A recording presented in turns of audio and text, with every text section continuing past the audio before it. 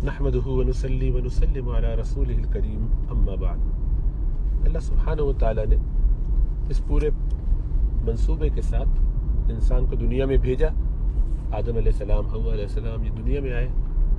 اس کھلی زمین میں اللہ سبحانہ و تعالیٰ نے ان کے لیے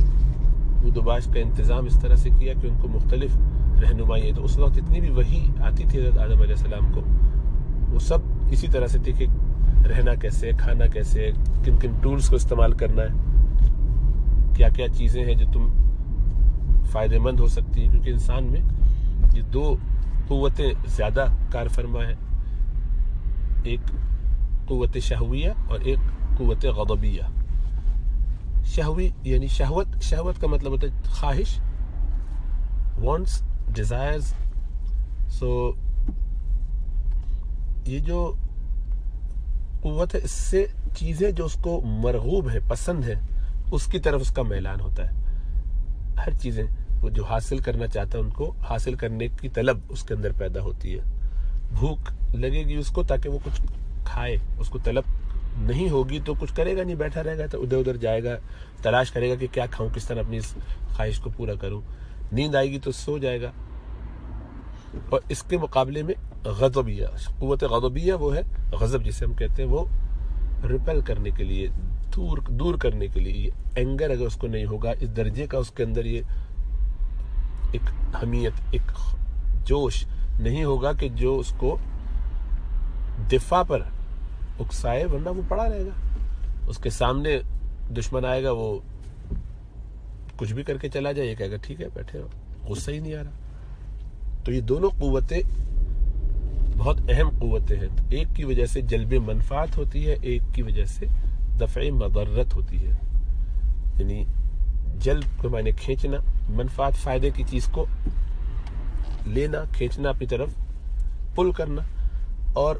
دفع کرنا، دور کرنا، ریپل کرنا ہر مضرت کو، مضرت کوئی ضرر تو اس کو دور کرنے کی۔ تو یہ انسان اس طرح سے کیا کرتا ہے، اپنے آپ کو ٹھنڈ سے بچانا، بیماری سے بچانے کی کوشش کرنا، دشمن سے بچنے کی کوشش کرنا۔ تو یہ دھوپ زیادہ ہے تو کیسے کرنا، تو اس مزاج میں کبھی وہ یہاں جا رہا ہے، کبھی یہاں بیٹھ رہا ہے، مختلف غاروں میں چھپنے کا، وہ جو ایک پوری ہسٹری انسان کی ہے۔ تو یوں چلتے چلتے مختلف آلات بنانے کے طریقے تو یہ وحی کا حصہ ہوتے تھے کہ ان کو اس وقت یہی سب چیزیں سکھائی گئیں۔ پھر ان کی نسل کی افزائش ہوتی گئی اور امت بڑھتی چلی گئی۔ اس میں پھر انسان کے جو رویے ہیں وہ آہستہ آہستہ کس طرح پروان چڑھے، ان میں کیا کیا مسائل پیدا ہوئے، ان سب کی طرف اشارہ کیا۔ اور کچھ چیزوں کی ڈیمونسٹریشن اللہ سبحانہ و تعالیٰ نے جب انسان کے سامنے آئی تو گویا وہ ایک کلیئر ایویڈنس بھی تھا اور ایگزامپل بھی تھی، اور لوگوں کے لیے تجربہ بن گیا کہ ہمیں آگے کیسے چلنا ہے، کس طرح حسد ہوگا، کس طرح کبر آئے گا، اپنے بھائی سے حسد ہو سکتا ہے، کسی اپنے جلب منفعت کی ایسی فکر ہو جائے کہ دوسرا بھی وہی کام کر رہا ہو تو آپس میں کمپٹیشن شروع ہو جائے گا۔ اور یہ اس طریقے کا جو مسابقہ ہے ایک دوسرے سے کہ جس میں نیت خراب ہو، دوسرے کو نقصان پہنچانا مقصود ہو، اپنا مقصد حاصل کر کے یہ ظاہری بات ہے جانور کے لیے تو ٹھیک ہے، انسان کے لیے یہ نازیبا ہے۔ تو اس کا طریقہ پھر اعتدال، اس قوت کو ہونا بھی چاہیے لیکن اس کا اعتدال بھی ضروری ہے۔ قوت شہویہ کا بھی اسی طرح، قوت غضبیہ کا بھی اعتدال ضروری ہے۔ تو اس کے لیے بہت سے روحانی تجربے بھی بتایا گیا کہ بھئی ایسے کرو، مطلب عبادت کی جو شکلیں ہیں وہ سب اصلاً اس یاد کے لیے ہے، اللہ کی یاد کے لیے ہی نماز پڑھی جاتی ہے۔ اس کانسیپٹ کو بالکل واضح کیا جاتا ہے کہ بھئی تم بھول مت جاؤ اپنے مقصد کو، دنیا میں رہتے ہوئے یہ نہ ہو کہ اپنے ان تقاضوں ہی میں الجھ کے رہ جاؤ اور انہی کو اپنا مقصد بنا لو۔ خود جو جنت کا تصور اور جنت کو دیکھ آئے تھے، اب دنیا میں آنے کے بعد یہاں جو مشقت تھی اس کو دیکھا، ہر کام خود کرنا پڑ رہا ہے، ہر کام کے لیے محنت کرنی پڑ رہی ہے۔ تو وہ جو مزے جنت کے تھے وہ جب یہاں دیکھے تو خیال ہوا کہ نہیں، کہ وہاں جانا ہے۔ تو یہ خواہش انسان میں فطری طور پر پیدا ہوئی کہ مجھے وہ گول اچیو کرنا ہے، اور وہ کیا ہے کہ دوبارہ اپنے اس باغ میں پہنچ جاؤ، اس سفر سے گزرتے ہوئے، لیکن اس میں کامیابی کے ساتھ گزرنا ہے۔ یہ وقتی امتحان گاہ ہے، وقتی تمہارا یا ٹھکانہ ہے، اس سے گزر کے جنت کی طرف آؤ۔ جنت کو نہ دیکھا ہوتا آدم علیہ السلام نے تو ہماری ظاہری بات ہے روح میں وہ نہ ہوتا، ہماری